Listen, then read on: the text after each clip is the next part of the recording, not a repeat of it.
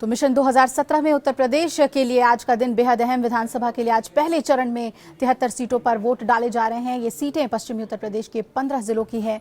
मतदान सुबह 7 बजे से शुरू होकर शाम 5 बजे तक चलेगा। पहले चरण में 2 करोड़ 60 लाख से ज्यादा वोटर अपने हक का इस्तेमाल करेंगे और इसमें 1 करोड़ 42 लाख पुरुष और 1 करोड़ 17 लाख से ज्यादा महिला वोटर्स हैं। वोटिंग के लिए 14,514 मतदान केंद्र बनाए गए हैं और पहले चरण में 839 प्रत्याशियों की किस्मत ईवीएम में कैद हो जाएगी। इसमें महिला प्रत्याशियों की संख्या 77 है। मतदान केंद्रों पर 2,362 डिजिटल कैमरे, 1,526 वीडियो कैमरे लगाए गए हैं और 2,857 जगहों पर वेबकास्टिंग की व्यवस्था भी की गई है। चुनाव के दौरान हिंसा न हो, इसके लिए अर्धसैनिक बलों की 826 कंपनियां तैनात की गई हैं और इसके अलावा 8,011 सब इंस्पेक्टर, 4,823 मुख्य आरक्षी और 60,289 पुलिसकर्मियों की तैनाती हुई है। मतदान केंद्रों पर लगभग 1,24,528 मतदान कर्मियों की तैनाती हुई है अलग अलग मतदान केंद्रों पर।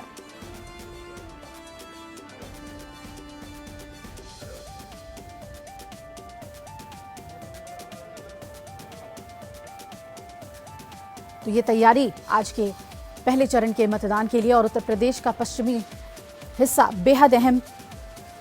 सत्ता तक किसी भी पार्टी को पहुंचाने के लिए एक डिसाइडिंग फैक्टर के तौर पे इस पूरे इलाके को देखा जाता है।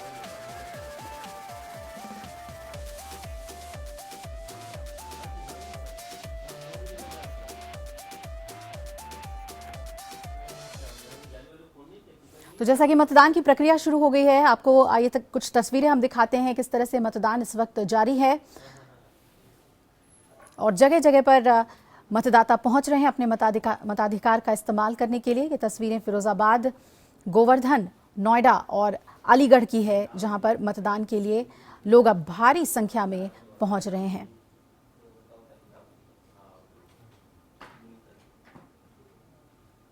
तो आप तस्वीर देख रहे हैं फिरोजाबाद की, नोएडा की और गोवर्धन और साथ ही अलीगढ़ की तस्वीर, जहां पर मतदान केंद्रों में लोगों का पहुंचने का सिलसिला शुरू हो गया। मौसम काफ़ी अच्छा, इसका भी फायदा मिलेगा और माना जा रहा है कि मतदान प्रतिशत बेहतर होगा, क्योंकि सुबह से ही आप देख सकते हैं कि कतार देखने को मिल रही है लोगों की। लोग पहुंच रहे हैं वोट डालने के लिए।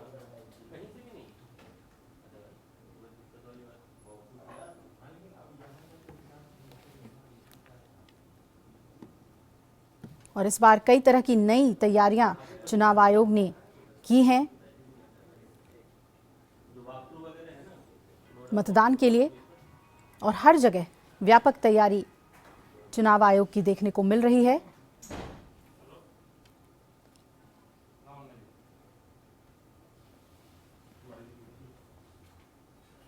नोएडा में मतदाताओं का क्या कहना है, आइए सुनाते हैं आपको। में बहुत सारे मुद्दे हावी रहे, आपके लिए कौन सा मुद्दा सबसे ज्यादा रहेगा? विकास, नोटबंदी या सबसे ज्यादा भ्रष्टाचार का रहेगा। भ्रष्टाचार इतना चरम पर है यहाँ जिसकी कोई सीमा नहीं है। कोई भी अगर कागज बनवाते हैं तो सबसे पहले घूस देनी पड़ती है। इसलिए चाहते हैं कि हमारे बीजेपी सरकार आए और भ्रष्टाचार खत्म हो। हम हमारे यहाँ बढ़िया राज्य होए, बढ़िया सरकार आवे और यहाँ तरक्की होए। हम देश की तरक्की चाहते हैं, देश की तरक्की चाहते हैं, यूपी की तरक्की चाहते हैं। अब तक लूट होती रही है, इनको कोई नहीं चाहता है। हम ये चाहते हैं जैसा प्रधानमंत्री अब के हुआ है ऐसा कभी नहीं होगा। देश की तरक्की होनी चाहिए, भविष्य देश का बनना चाहिए, नहीं यूपी का नाश हो जाएगा। मुख्य मुद्दा देखिए विकास का सबसे बड़ा मुद्दा होना चाहिए। विकास का मुद्दा है और जिस तरीके से जो नई जो जनरेशन है, जो उनके लिए बेरोजगार जो घूम रहे हैं, उनके लिए रोजगार का मुद्दा मस्ट होना चाहिए। दूसरी बात यह है कि यहाँ जो व्यवस्था चलती है, जैसे कि हमारे यहाँ पे जो भ्रष्टाचार, करप्शन जो है, करप्शन खत्म होना चाहिए। और नोएडा के बाद हम आइए जान लेते हैं कि गाजियाबाद में वहां वोटिंग जारी है। वहां हमारे संवाददाता चंदन राय ने मतदाताओं से बात की, उनके मूड को समझने की कोशिश की। लेडीज की सुरक्षा के बारे में सबसे पहले तो गवर्नमेंट को ध्यान रखना चाहिए। जैसे लड़कियां बाहर आती जाती है, जैसे कोई महिला, उनकी सुरक्षा सबसे पहले ध्यान रखना चाहिए और चीजें तो बाद में। विकास के लिए वोट किया है, युवाओं की नौकरी के लिए वोट किया है। युवा जो दर दर की ठोकरें खा रहे हैं, किसी सरकार ने युवाओं के लिए नहीं सोचा है। सब लॉलीपॉप दिया है सबने, लेकिन आने वाली सरकार को मैं उम्मीद करती हूँ कि हम लोगों के लिए और महिलाओं के लिए प्लस युवाओं के लिए और बुजुर्गों के लिए जो आज पेंशन के लिए भटकते घूम रहे हैं, उनके लिए बहुत ऊंची सोच है उनकी। गुंडागर्दी से छुटकारा मिले, बलात्कार वगैरह ये घटनाएं बंद हो, इसलिए विकास को वोट दिया, अच्छी सरकार के लिए वोट दिया। तो 839 उम्मीदवार हैं इस बार और ये उम्मीदें आम जनता की। उनसे मेरठ में मतदान प्रक्रिया और लोगों के उत्साह का जायजा लिया हमारे संवाददाता प्रवीण ने। विधानसभा चुनाव के पहले चरण का मतदान शुरू हो चुका है और कैंट क्षेत्र का ये 47 बूथ संख्या है। यहाँ सुबह से ही लोगों का आना जाना शुरू हो चुका है। मेरे पीछे देख सकते हैं, सबसे पहले यहाँ पर वोटर है जिन्होंने अपना वोट डाल दिया है। आपने इस बार क्या सोचकर वोट डाला है? इस बार मैंने ये सोच के वोट डाला है कि थोड़ा सा विकास हो। सब लोग बोलते रहते हैं कुछ करता कोई कुछ नहीं है, इसलिए मैंने वोट डाला रमेश ढींगरा जी को। वो हमारे क्षेत्र के भी हैं और मैं उनको 90 से जानता हूँ और इसलिए वोटिंग उनको इसलिए अच्छे से करी है। वो बहुत बढ़िया नाइस पर्सन है और अपने जो बोलते हैं वो करेंगे। आज तक और नेताओं आपने क्या सोचकर वोट डाला है इस बार? प्रदेश का पुनर्निर्माण होना चाहिए और ये जो घपलेबाजी और अफसरशाही लूट खसोट हो रही है ये बंद होनी चाहिए। लूट मार जो है इसको रोकने के लिए वोट दिया है मैंने, विकास के लिए वोट दिया। इन लोगों ने सुबह सुबह यहाँ अपने बूथ संख्या 324 पर और 323 पर यहाँ वोट डाल दिया है। अब यहाँ की जो वेस्ट की हवा है वो पूरब तक जाएगी। आज पहले चरण का मतदान यहाँ से शुरू हो चुका है। आगे भी हम आपको पूरे दिन की अपडेट देते रहेंगे। मेरठ से एपीएन के लिए परवीन चौहान। आगरा में कड़ी सुरक्षा के बीच मतदान जारी है और वहां हमारे संवाददाता सैयद शकील ने मतदान का जायजा लिया।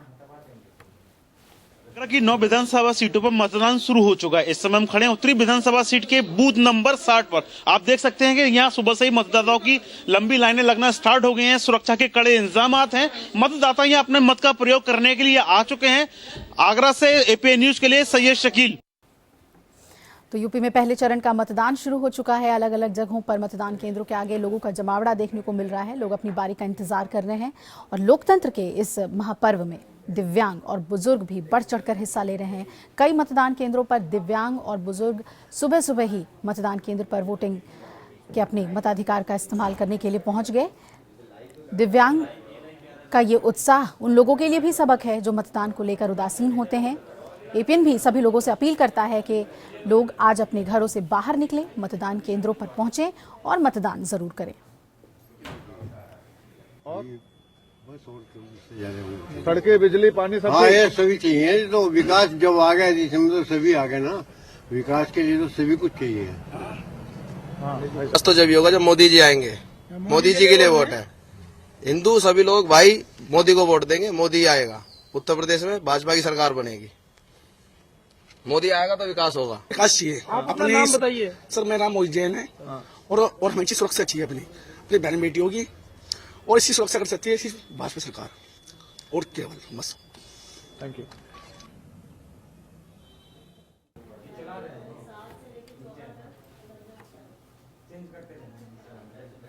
तो जहां मतदाता पूरे जोश से उत्साह के साथ मतदान कर रहे हैं, तो आज कई दिग्गजों की सीट पर भी फैसला जनता कर देगी। प्रथम चरण में जो वीआईपी उम्मीदवार हैं उनके बारे में आपको बताते चलें। कई वीआईपी उम्मीदवार हैं इस बार पहले चरण के चुनाव में। श्रीकांत शर्मा हैं बीजेपी के प्रत्याशी मथुरा से। प्रदीप माथुर टक्कर दे रहे हैं उन्हें मथुरा से ही कांग्रेस की तरफ से। और संदीप सिंह हैं अतरौली से बीजेपी के प्रत्याशी और संगीत सोम बीजेपी प्रत्याशी सरधना से।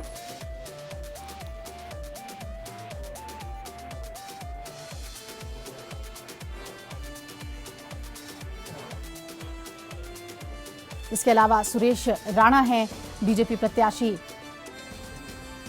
थाना भवन से और मृगांका सिंह हैं हुकुम सिंह की बेटी बीजेपी प्रत्याशी कैराना सीट से। ये काफी विवादित सीट हैं और खुद ये नेता भी। पंकज सिंह बीजेपी प्रत्याशी नोएडा से टिकट काटकर पूर्व विधायक का पंकज सिंह को टिकट दिया गया।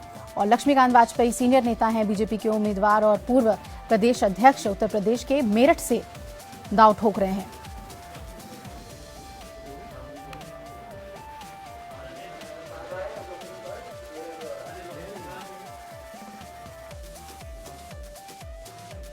तो ये बीजेपी के पहले चरण के दिग्गज नेता हैं और पश्चिमी उत्तर प्रदेश के कई वो सीट हैं जो सबसे ज्यादा सुर्खियों में रहे हैं। सरधना की बात करें, कैराना, मेरठ बेहद ही अहम सीट है। वहां लक्ष्मीकांत वाजपेयी हैं और सरधना से संगीत सोम हैं, जिनके ऊपर सबसे ज्यादा आरोप लगते हैं तुष्टिकरण के, और श्रीकांत शर्मा हैं बीजेपी के प्रत्याशी मथुरा से। अलीगढ़ में भी मतदान जारी है और अब खासा उत्साह लोगों का देखा जा रहा है। यहां चुनावी माहौल का जायजा लिया योगेंद्र सिंह ने। आज 11 फरवरी को यूपी में पहले चरण के मतदान में अलीगढ़ के हम कोल तहसील के मतदान नंबर केंद्र 46 पर हैं। आप यहां देख सकते हैं किस तरीके से पुलिस के सख्त इंतजाम किए गए हैं, लेकिन पुलिस, सिविल पुलिस सिर्फ मतदान केंद्र के बाहर रहेगी और अर्धसैनिक बल मतदान केंद्र के अंदर रहेंगे। उसके अलावा यहाँ पर लोगों को आने जाने के लिए वाहनों पर किसी भी तरीके का कोई प्रतिबंध नहीं है। बस वाहन केवल मतदान केंद्र से 200 मीटर की दूरी तक रहेंगे। आज लगभग 26 लाख मतदाता अपने 77 प्रत्याशियों के भाग्य का फैसला करेंगे, जिनका अभी इन मतदान केंद्रों में सबका भाग्य बंद हो जाएगा और जिसके रिजल्ट 11 मार्च के बाद आएंगे। Yogendra Singh, APN news, Ali. तो अलीगढ़ की तस्वीर आप देख रहे हैं और दिन चढ़ते ही भीड़ भी बढ़ती जा रही है। लोगों के आने का सिलसिला बढ़ता जा रहा है। हर मतदान केंद्र पर सुबह सुबह ही लोग पहुंचना शुरू हो गए और अपने मताधिकार का इस्तेमाल किया जा रहा है।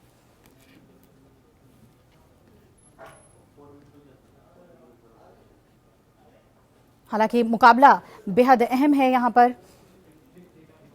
खासतौर पे राष्ट्रीय लोकदल के लिए भी काफी चुनौतीपूर्ण है ये चुनाव। इस बार का अच्छी पकड़ मानी जाती है राष्ट्रीय लोकदल की यहाँ पर, लेकिन इस बार सपा और कांग्रेस के गठबंधन और साथ ही बीजेपी, इन दोनों से ही कड़ी चुनौती मिलेगी। जबकि बसपा की बात करें तो मायावती ने पूरा जोर लगा दिया है इस बार, तो वो भी बड़ा उलटफेर कर सकती हैं। और पहले चरण में जो सबसे बड़ा फायदा मायावती को हुआ है कि कई मुस्लिम धार्मिक संगठन और हिंदू धार्मिक संगठनों ने उनका साथ दिया है।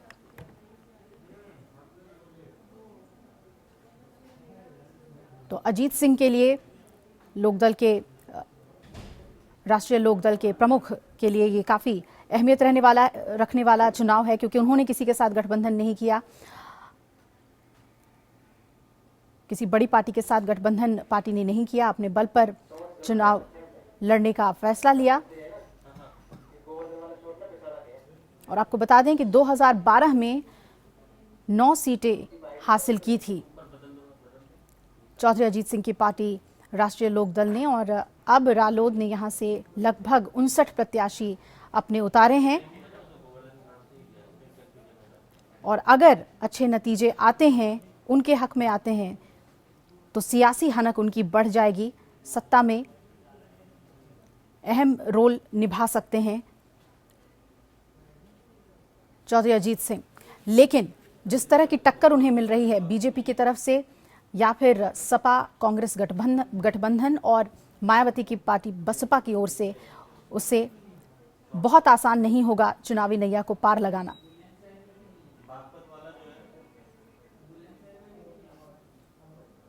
आपको बता दें कि शामली जिले की अगर बात करें तो यहाँ कैराना, थाना भवन, शामली, मुजफ्फरनगर की बुढ़ाना, चरथावल, पुरकाजी, मुजफ्फरनगर, खतौली, मीरापुर, ये सभी बहुत अहम विधानसभा सीटें हैं।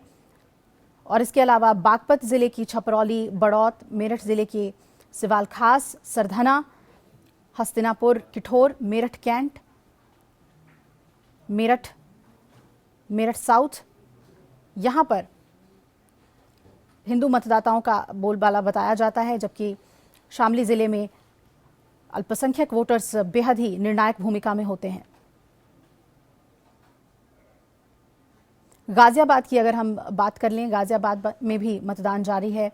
लोनी, मुरादनगर, साहिबाबाद, मोदीनगर, गौतम बुद्ध नगर में नोएडा, दादरी, जेवर विधानसभा सीट पर भी पहले चरण के तहत मतदान होगा। और हापुड़ के धौलाना, हापुड़, गढ़मुक्तेश्वर, बुलंदशहर के सिकंदराबाद, सियाना, अनूपशहर, देवाई, शिकारपुर, खुर्जा के साथ अलीगढ़ और खैर, बरौली, अतरौली, छर्रा, कोइल, अलीगढ़, इगलास विधानसभा सीट यहां पर सपा ने पूरा जोर लगाया हुआ है। चुनावी प्रचार यहां पर पुरजोर किया है समाजवादी पार्टी और कांग्रेस गठबंधन ने।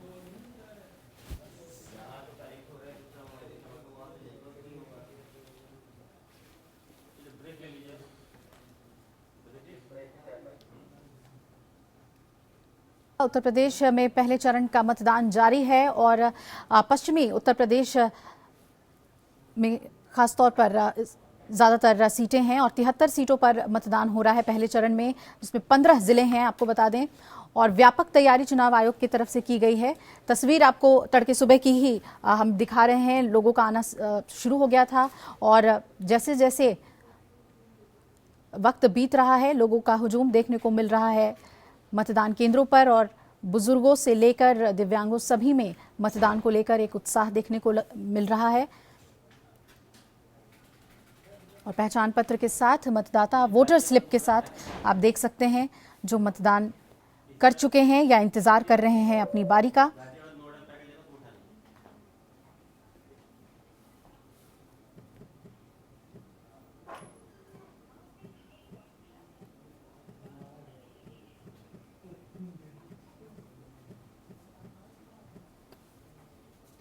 और इस बार चुनाव आयोग की तैयारी काफी व्यापक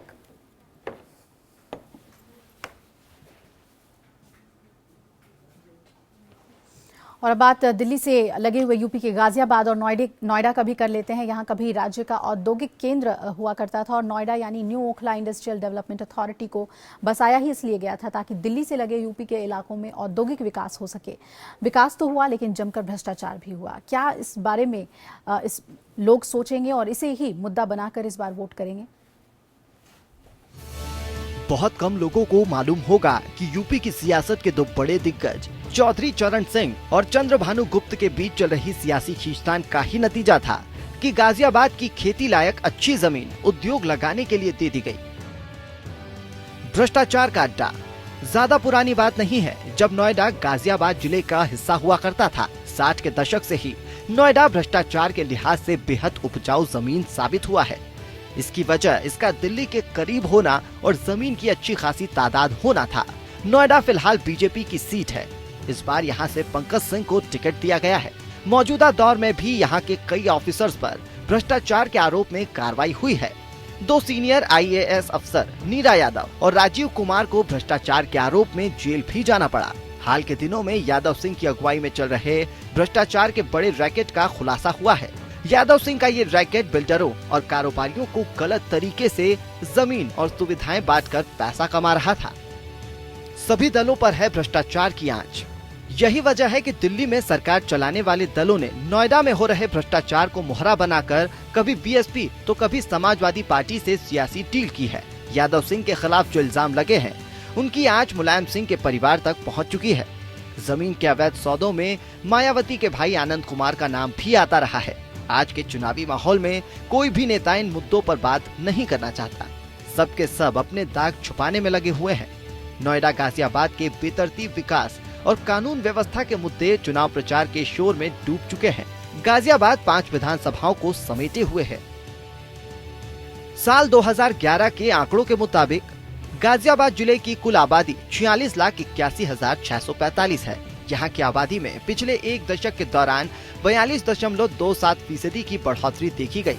यहाँ साक्षरता दर 78.07% है, जिसमें पुरुष साक्षरता दर 85% और महिला 69.79% है। विधानसभा के हिसाब से जातीय समीकरण। गाजियाबाद विधानसभा में वोटर मुख्यतः वैश्य बहुल हैं। इसके अलावा यहाँ व्यापारियों का भी बड़ा तबका है। साहिबाबाद में पूर्वांचल और ब्राह्मण वोटर जीत और हार तय करने वाले साबित होते हैं। लोनी सीट मुस्लिम बहुल सीट मानी जाती है, लेकिन यहाँ गुर्जर समुदाय भी चुनावी रूपरेखा तय करने में अहम है।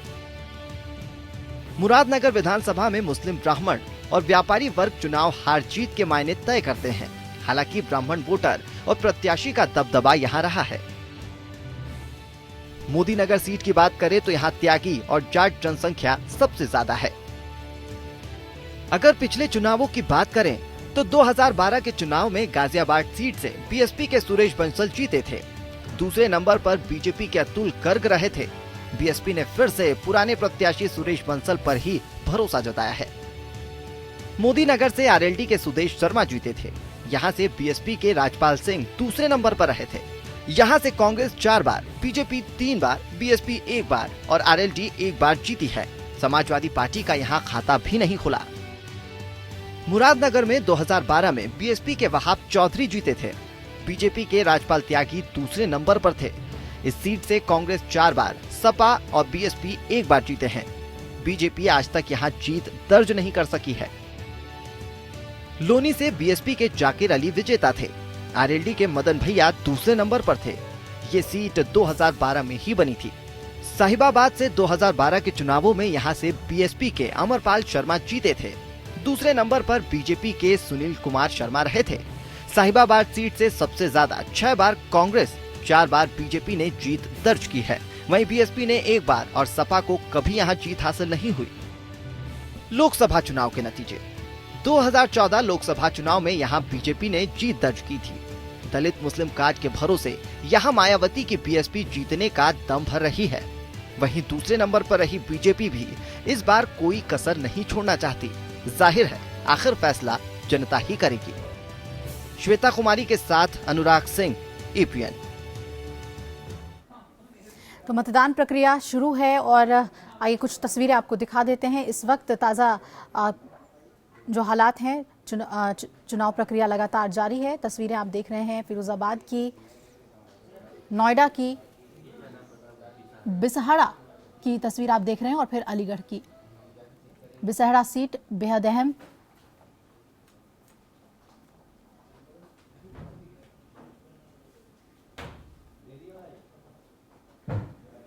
ये सभी मतदान केंद्र हैं जहां पर मतदान जारी है।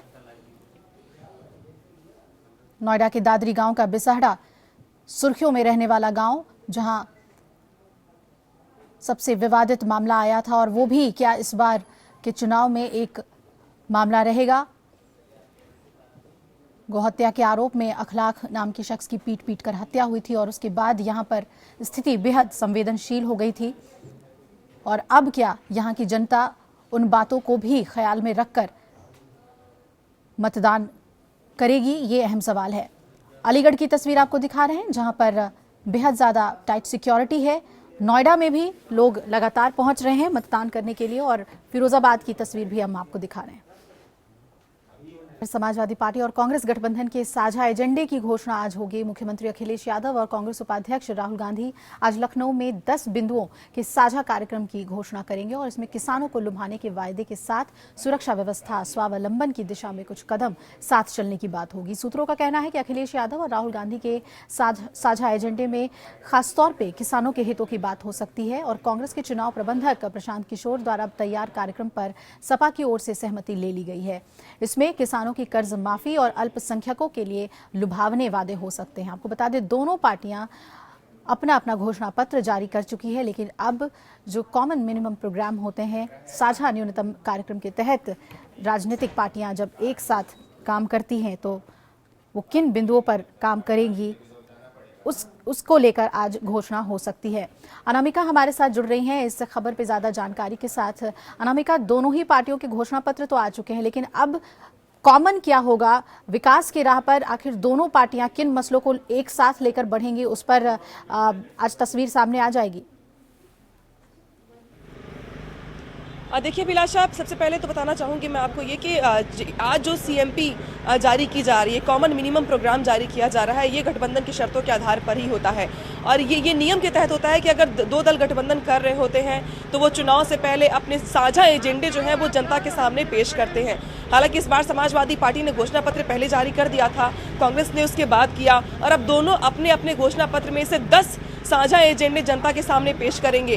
क्या होंगे वो एजेंडे, ये कहना थोड़ा मुश्किल होगा, लेकिन हाँ इतना जरूर है कि कुछ मुद्दे ऐसे हैं जो समाजवादी पार्टी और कांग्रेस दोनों के ही कॉमन मुद्दे हैं, जिसको लेकर के दोनों ही पार्टियां चुनाव में जा रही हैं। पहला मुद्दा है किसानों की कर्ज माफी, किसानों के लिए मुफ्त सिंचाई की व्यवस्था करना। तो जाहिर तौर पर इस 10 साझा एजेंडे में किसानों का मुद्दा जाहिर तौर पर सबके सामने पेश होगा, जिसमें ये माना जाएगा कि कांग्रेस और समाजवादी पार्टी गठबंधन से सरकार बनाती है तो किसानों को ये राहत दी जाएगी।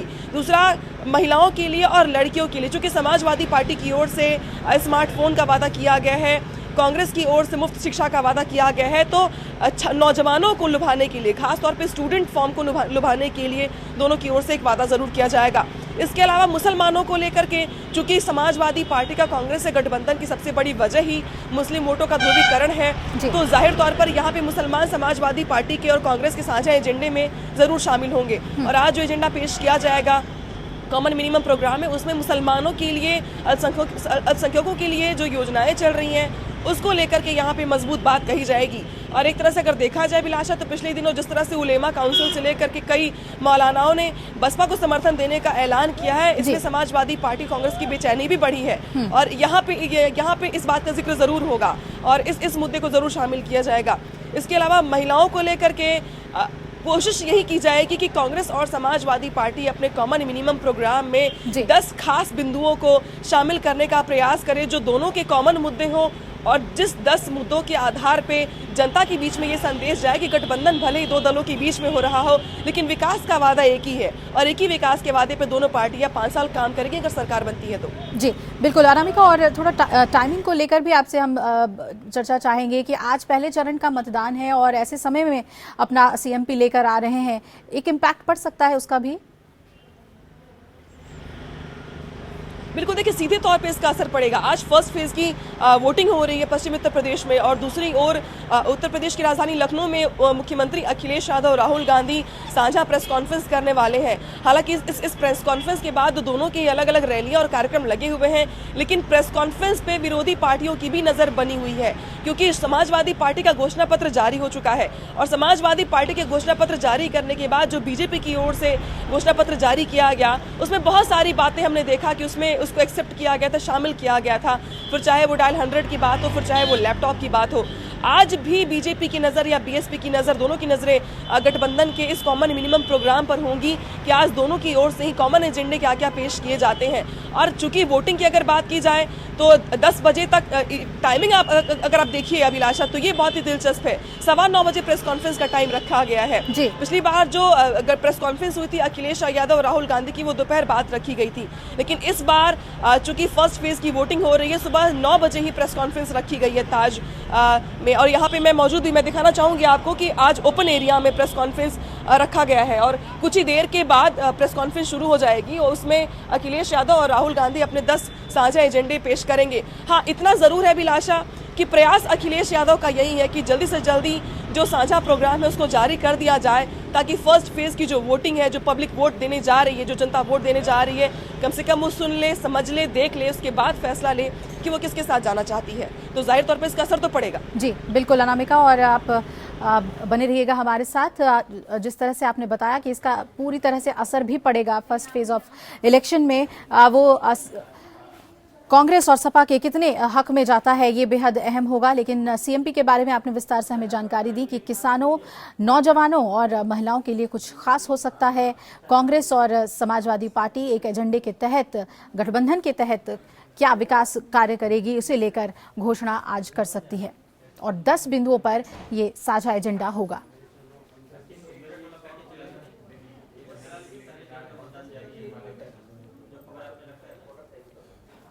अनामिका हमारे साथ जुड़ी हुई थी, जिन्होंने विस्तार से जानकारी दी। शुक्रिया आपका पूरी जानकारी हमें देने के लिए। तो उत्तर प्रदेश की विधानसभा के लिए आज पहले चरण में 73 सीटों पर वोट डाले जा रहे हैं और ये सीटें पश्चिमी उत्तर प्रदेश के 15 जिलों की हैं। मतदान सुबह 7 बजे से शुरू होकर शाम 5 बजे तक चलेगा और पहले चरण में 2 करोड़ 60 लाख से ज्यादा वोटर अपने हक का इस्तेमाल करेंगे। इसमें 1 करोड़ 42 लाख पुरुष और 1 करोड़ 17 लाख से ज्यादा महिला वोटर्स हैं। वोटिंग के लिए 14,514 मतदान केंद्र बनाए गए हैं और पहले चरण में 839 प्रत्याशियों की किस्मत ईवीएम में आज कैद हो जाएगी और इसमें महिला प्रत्याशियों की संख्या 77 है। मतदान केंद्रों पर 2362 डिजिटल कैमरे लगे हैं, 1526 वीडियो कैमरे लगाए गए हैं, 2857 जगहों पर वेबकास्टिंग की व्यवस्था भी की गई है और चुनाव के दौरान हिंसा न हो इसके लिए अर्धसैनिक बलों की 826 कंपनियां तैनात की गई हैं। इसके अलावा 811 सब इंस्पेक्टर, 4823 मुख्य आरक्षी और 60,289 पुलिसकर्मियों की तैनाती की गई है मतदान केंद्रों पर और 1,24,528 मतदान कर्मियों की तैनाती अलग अलग मतदान केंद्रों पर की गई है।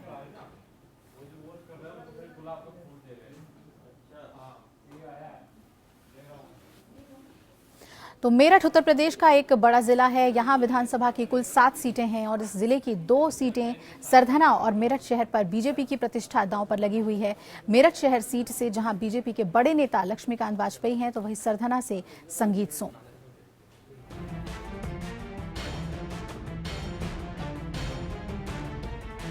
– 2012 की तुलना में मेरठ में अगर इस चुनाव को देखें तो मुकाबला काफी दिलचस्प है। ऐसा इसलिए भी माना जा रहा है क्योंकि कई पुराने प्रत्याशी ताल ठोकते नजर आ रहे हैं, जिनमें राजनीति के कई धुरंधर ऐसे हैं जो पिछले चुनाव में काफी कम अंतर से मात खा चुके हैं। मेरठ के चुनाव इस बार हिंदू मुस्लिम और जाति समीकरण की बुनियाद पर आधारित माने जा रहे हैं। मुस्लिम वोटर्स के साथ इस बार दलित और कम आबादी वाली जातियों के वोट भी उम्मीदवारों के भाग्य का फैसला करने में अहम साबित होंगे। पिछले चुनाव के नतीजे। मेरठ की कैंट विधानसभा सीट से बीजेपी के सत्यप्रकाश अग्रवाल जीते थे। दूसरे नंबर पर बीएसपी के सुनील कुमार वधवा रहे थे। यहां से कांग्रेस 7 बार, बीजेपी 6 बार जीती है और सपा और बीएसपी का आज तक खाता नहीं खुला है। किठौर। मेरठ के इस सीट पर 2012 के चुनावों में समाजवादी पार्टी के शहीद मंजूर विजेता रहे थे। दूसरे नंबर पर यहां से बीएसपी के लखीराम नागर थे। कांग्रेस और समाजवादी पार्टी यहां से 3-3 बार जीत हासिल कर चुके हैं। वहीं बीजेपी को 1 बार जीत नसीब हुई है, जबकि बीएसपी इस सीट से आज तक नहीं जीत सकी है। शिवाल खास। मेरठ जिले की इस सीट से 2012 के विधानसभा चुनाव में समाजवादी पार्टी के गुलाम मोहम्मद जीते थे। दूसरे नंबर पर आरएलडी के यशवीर सिंह रहे थे, जबकि बीजेपी को आज तक जीत नहीं मिली। सरधना सीट। 2012 के चुनाव में यहां से बीजेपी के विवादित नेता संगीत सोम जीते थे। दूसरे नंबर पर आरएलडी के हाजी मोहम्मद याकूब रहे थे। यहां से 5-5 बार कांग्रेस और बीजेपी और 1 बार बीएसपी ने जीत दर्ज की है, जबकि आज तक सपा का खाता नहीं खुल सका है। हस्तिनापुर सीट। 2012 में इस सीट से सपा के प्रभुदयाल वाल्मीकि ने जीत दर्ज की थी। दूसरे नंबर पर पीसीपी के योगेश वर्मा रहे थे। यहां से सबसे ज्यादा 6 बार कांग्रेस जीती है, जबकि 2 बार सपा और 1 बार बीएसपी यहां जीतने में सफल हुई है। बीजेपी आज तक नहीं जीत सकी है। मेरठ शहर। 2012 विधानसभा में बीजेपी के लक्ष्मीकांत वाजपेयी विजेता थे। दूसरे नंबर पर सपा के रफीक अंसारी रहे थे। इस बार भी दोनों प्रत्याशी भाग्य आजमा रहे हैं। इस सीट से 6 बार कांग्रेस और 4 बार बीजेपी जीत चुकी है, जबकि सपा और बीएसपी को जीत नसीब नहीं हुई है। मेरठ दक्षिण। 2012 के चुनाव में यहां से बीजेपी के रविंद्र भड़ाना ने जीत हासिल की थी। दूसरे नंबर पर बीएसपी के हाजी रशीद अखलाक रहे थे। यहां 2012 में पहली बार चुनाव हुए, जहां बीजेपी ने बाजी मार ली। मेरठ कैंट बीजेपी की सबसे लोकप्रिय सीट है। साल 1989 से बीजेपी इस सीट पर कब्जा जमाए हुए है। साल 2012 में कैंट विधायक सत्यप्रकाश अग्रवाल ने इस सीट पर तीसरी बार जीत हासिल की थी। इस सीट पर 3,75,000 वोटर हैं। वैश्य मतदाता 75,000, पंजाबी 50,000, दलित वोट 42,000, मुस्लिम 32,000, वाल्मीकि करीब 25,000, ब्राह्मण, जाट और गुर्जर बराबर संख्या में करीब 25,000 हैं। यहाँ दावेदारी वैश्य और पंजाबी की ज्यादा मानी जाती है। मेरठ शहर विधानसभा सीट से बीजेपी के पूर्व प्रदेश अध्यक्ष और विधायक लक्ष्मीकांत वाजपेयी हैं।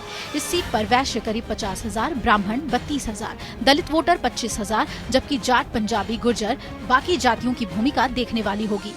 सिवाल खास विधानसभा सीट पर साल 2007 में बीएसपी और 2012 में समाजवादी पार्टी का कब्जा रहा है। इस सीट पर 3,10,000 मतदाता हैं। मुस्लिम वोट 95,000, जाट करीब 75,000, दलित 40,000, ब्राह्मण 35,000, जबकि त्यागी, राजपूत, गुर्जर और पिछड़ा वर्ग भी निर्णायक भूमिका में है।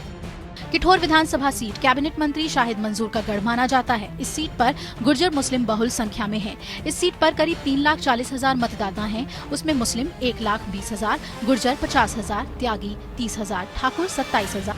मेरठ दक्षिण सीट पर साल 2012 में पहली बार चुनाव हुआ था। यहाँ मुस्लिमों की संख्या करीब 1,30,000, गुर्जर मतदाता करीब 40,000, वैश्य 52,000 और दलित करीब 35,000 हैं। बाकी वोटर अन्य जाति के हैं। हस्तिनापुर विधानसभा सीट से समाजवादी पार्टी के प्रभुदयाल वाल्मीकि विधायक हैं। यहाँ 3,50,000 मतदाता हैं। उनमें से गुर्जर 85,000, मुस्लिम 65,000, दलित करीब 60,000, जबकि वैश्य ब्राह्मण निर्णायक भूमिका में है। सरधना विधानसभा सीट बीजेपी की सबसे लोकप्रिय सीटों में से एक है। इस सीट पर करीब 3,25,000 मतदाता हैं। उसमें मुस्लिम 1,00,000, ठाकुर 45,000, जाट 25,000, गुर्जर 40,000, दलित 50,000 की संख्या में है। 2014 के लोकसभा चुनाव में यहां से बीजेपी के राजेंद्र अग्रवाल ने समाजवादी पार्टी के मोहम्मद शहीद अखलाक को 2,32,326 वोटों से हराया था। दोनों प्रत्याशियों के वोटों का अंतर 20.87% था। अब मेरठ की लड़ाई पश्चिमी यूपी की किस्मत तय कर सकती है।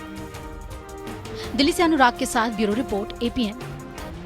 यूपी में चुनावी महाभारत उस वक्त तेज होती दिखी जब मेरठ में सोशल मीडिया पर मारपीट का एक वीडियो वायरल हुआ है। वीडियो में कुछ लड़के आपस में एक दूसरे के साथ मारपीट कर रहे हैं और बताया जा रहा है कि ये वीडियो मेरठ के लावड़ का है और जो लोग मारपीट कर रहे हैं वो सपा और बीजेपी के समर्थक हैं। ये बात सामने आ रही है कि चुनाव से चंद घंटों पहले एक पक्ष द्वारा शराब वितरित की जा रही थी और तभी दूसरे पक्ष के लोग वहां आ गए और उन्होंने जमकर एक दूसरे से मारपीट की। हालांकि ये वीडियो किसने बनाई है ये अभी पता नहीं चला है। फिलहाल अधिकारी भी इस मामले में कोई प्रतिक्रिया नहीं दे रहे हैं। आपको बता दें कि सरधना विधानसभा सीट से सपा के अतुल प्रधान और बीजेपी के संगीत सोम मैदान में हैं। इस वीडियो में मारपीट होने से पहले सपा के अतुल प्रधान भी कार पर खड़े हुए दिखाई दे रहे थे।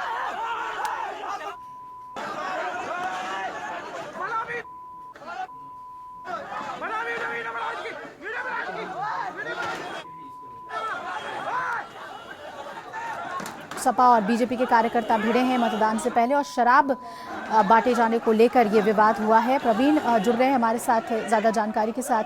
प्रवीण, तस्वीर हमारे सामने है। अब जिस तरह से भिड़े हैं सपा और कांग्रेस के समर्थक, क्या वजह बताई जा रही है? पुलिस की जांच में कोई बात सामने आई है अभी तक?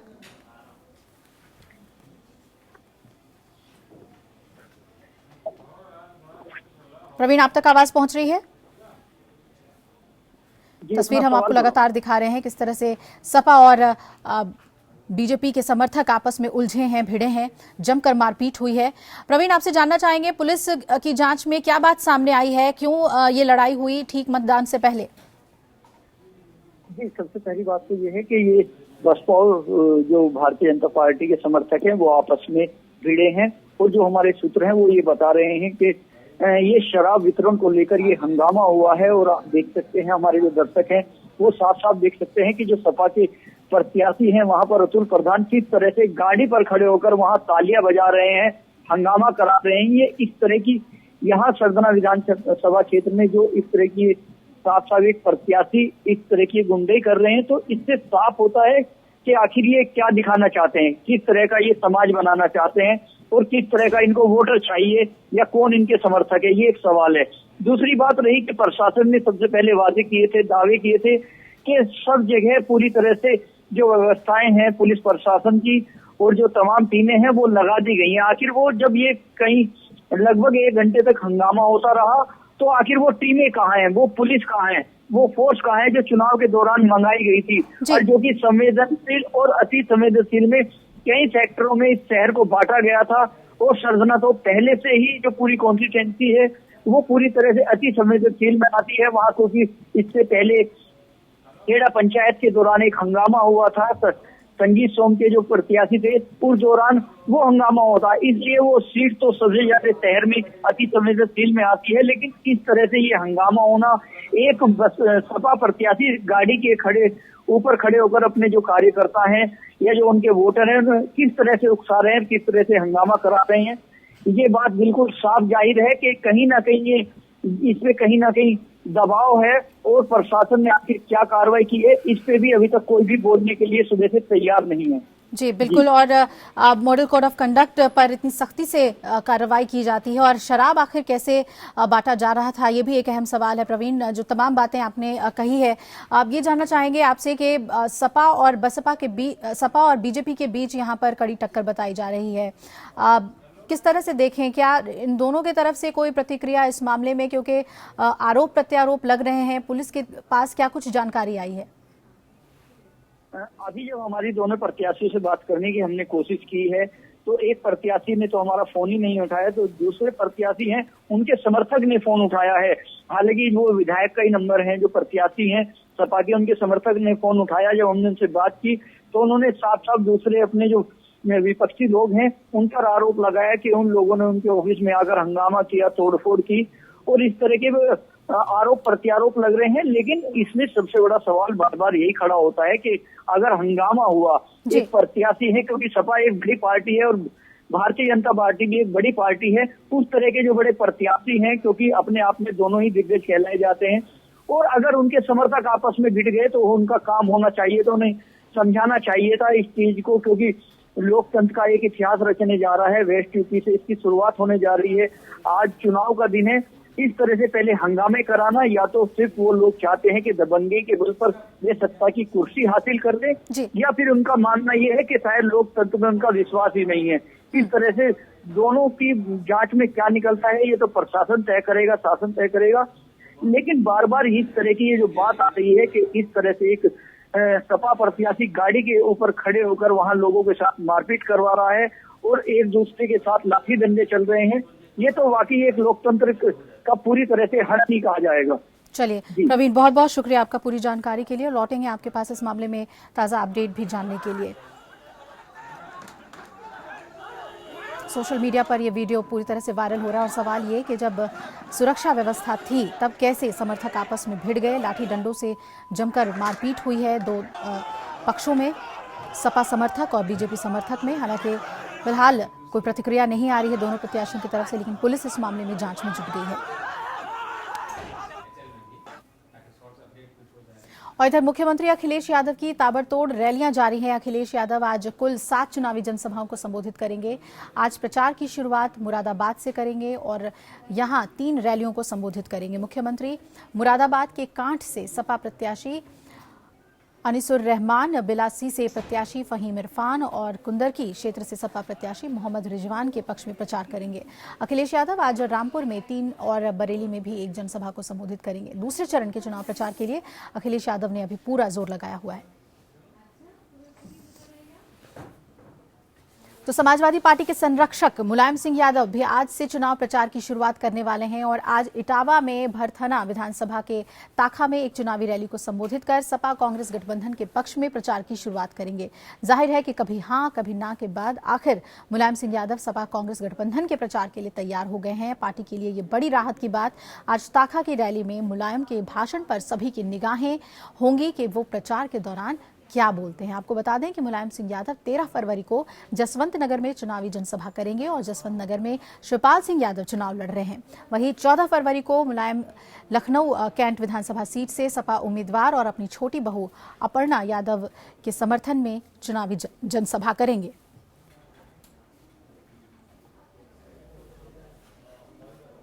दूसरी तरफ बीएसपी अध्यक्ष मायावती ने भी दूसरे चरण के प्रचार के लिए पूरी ताकत झोंक दी है। मायावती आज सहारनपुर और बिजनौर में चुनावी रैलियों को संबोधित करने वाली हैं। सहारनपुर में मायावती की रैली को लेकर तमाम तैयारियां भी कर ली गई हैं। सहारनपुर कॉस्मोस मैदान में मंच बनाया गया है और स्थानीय बीएसपी नेताओं का दावा है कि इस रैली में 1 लाख से ज्यादा लोग शिरकत करेंगे और मायावती के भाषण को सुनेंगे। मायावती की रैली को देखते हुए प्रशासन ने सुरक्षा के पुख्ता इंतजाम किए हैं।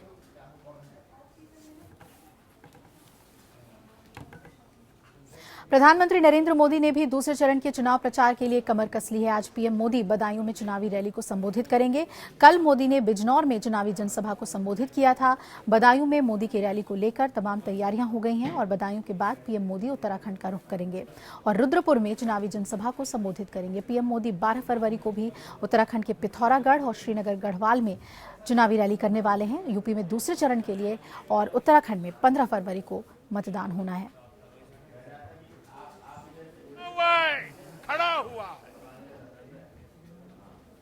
तो यूपी विधानसभा चुनाव में आपसी रिश्तों की भी अग्नि परीक्षा होगी और इस सियासी दंगल में कहीं पति पत्नी तो कहीं बाप बेटे आपसी रिश्ते दांव पर हैं और ऐसे में संकट इस बात का है कि जनता के सामने अपनों की कमियों को ही उजागर करना पड़ रहा है और इस आपसी लड़ाई का फायदा विरोधियों को मिल रहा है।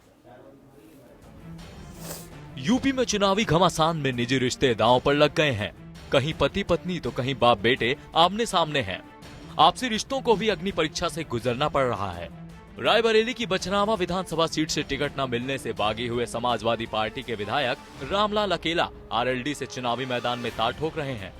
वहीं उनके बेटे विक्रांत ने भी नामांकन दाखिल किया है। अब बाप बेटे की लड़ाई दिलचस्प बनती जा रही है। पिता के सामने चुनौती पेश कर रहे विक्रांत का कहना है कि राजनीति के गुर उन्होंने अपने पिता से ही सीखे हैं और वो जीतने की हर संभव कोशिश करेंगे, सामने चाहे जो भी हो। इसी तरह रायबरेली की हरचंदपुर विधानसभा सीट से बीजेपी के टिकट पर कंचन लोधी मैदान में हैं। लेकिन उनकी सास गुड़िया लोधी ने भी बहू पर सम्मान न देने का आरोप लगाते हुए इंडियन जस्टिस पार्टी से पर्चा दाखिल कर दिया है। सास बहू की लड़ाई ने इलाके के चुनावी दंगल को काफी रोचक बना दिया है। रायबरेली की तरह ही इलाहाबाद की 2 सीटों पर भी दिलचस्प मुकाबला है। बसपा सरकार में मंत्री रहे नंद गोपाल नंदी को बीजेपी ने इलाहाबाद दक्षिणी से उम्मीदवार घोषित किया है। रोचक बात यह रही कि इलाहाबाद की महापौर और नंदी की पत्नी अभिलाषा गुप्ता ने भी पति के खिलाफ चुनावी समर में उतरने का फैसला किया है। उन्होंने भी दक्षिणी सीट से ही निर्दलीय उम्मीदवार के रूप में नामांकन दाखिल किया है। यहाँ पर पति और पत्नी के बीच दिलचस्प मुकाबला देखने को मिल रहा है। वैसे नंदी के खिलाफ पार्टी के भीतर काफी नाराजगी है। पूर्व विधानसभा अध्यक्ष केशरी नाथ त्रिपाठी के खिलाफ चुनाव जीतने के बाद नंदी पर बीजेपी कार्यकर्ताओं ने उत्पीड़न का आरोप भी लगाया था। नंदी पर एक बार जानलेवा हमला भी हो चुका है। कुछ महीने पहले ही कांग्रेस में शामिल होने वाले नंदी ने हाल ही में बीजेपी की सदस्यता ली थी और उन्हें बीजेपी से फौरन टिकट भी दे दिया गया था। अब ऐसे में सवाल ये भी उठ रहा है कि कहीं नंदी और उनकी पत्नी किसी समझौते के तहत तो नहीं चुनाव के मैदान में साथ डटे हुए हैं। हांडिया विधानसभा सीट से बीजेपी ने पूर्व मंत्री राकेश धर त्रिपाठी की पत्नी प्रभा त्रिपाठी को भी टिकट दिया है। राकेश धर बीएसपी सरकार में उच्च शिक्षा मंत्री रह चुके हैं। आय से अधिक संपत्ति के मामले में उन्हें जमानत मिली हुई है। राकेश धर त्रिपाठी और उनके बड़े बेटे प्रभात त्रिपाठी के बीच मतभेद की बातें सामने आ रही हैं। अब प्रभात ने भी हांडिया से ही निर्दलीय प्रत्याशी के तौर पर अपना नामांकन दाखिल कर दिया है। वह अपनी मां के खिलाफ चुनाव लड़ रहे हैं। Bureau report, APN। और इसी के साथ वेकअप जिंदगी में फिलहाल इतना ही। आप जुड़े रहिएगा हमारे साथ। मतदान से जुड़ी तमाम अपडेट्स हम आप तक लगातार पहुंचाते रहेंगे। फिलहाल इतना ही। नमस्कार।